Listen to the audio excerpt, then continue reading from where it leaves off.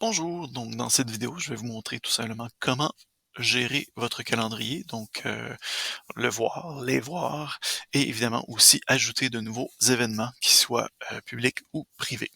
Alors, on vient tout simplement dans le menu vert à gauche, sous l'onglet calendrier, et par la suite, on obtient donc calendrier sommaire pour l'ensemble de nos événements, donc l'ensemble de nos groupes.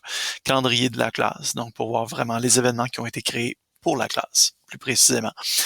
On peut ajouter un événement ou un événement privé. Alors là, évidemment, ne tergiversez pas trop longtemps parce que ça amène exactement au même endroit. C'est juste que ici, on a déjà le petit rond privé de cocher par défaut, alors que l'autre, non. Donc, voilà. Voyez-vous, si on avait coché privé, ce serait lui qui serait coché. Donc, voilà qui est ça. Rendu ici, alors, vous l'intitulez. Vous venez écrire ce que vous voulez comme présentation de l'événement, ça peut être présentation orale, etc. Par la suite, on vient choisir le public cible, donc est-ce que ce sont les étudiants de tous les cours que je donne? Donc ça peut être une conférence générale pour l'ensemble de mes cours. Je tiens à ce que tout le monde soit présent à ma conférence. Est-ce que ce sont l'ensemble des étudiants de tous les groupes de ce cours-ci? Ou encore les étudiants du groupe 0001 de ce cours-ci? Ou encore, comme je vous le disais, c'est un événement privé, donc aucun étudiant. Alors, je veux tout simplement rentrer ça dans mon calendrier Léa, mais seulement pour moi.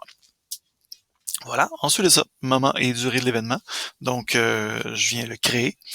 Donc, pour dire en fait à partir de quand est-ce que excusez pas à partir, mais plutôt quand est-ce que ça se déroulera cet événement. Voilà. L'heure du début et la durée, évidemment. Donc, en heures, en minutes de votre événement. Voilà qui est ça.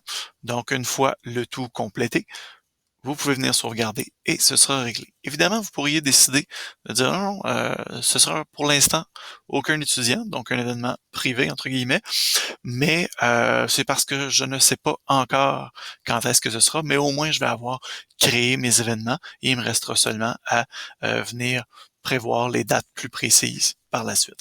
Donc, ça peut être aussi une autre stratégie. À vous de voir.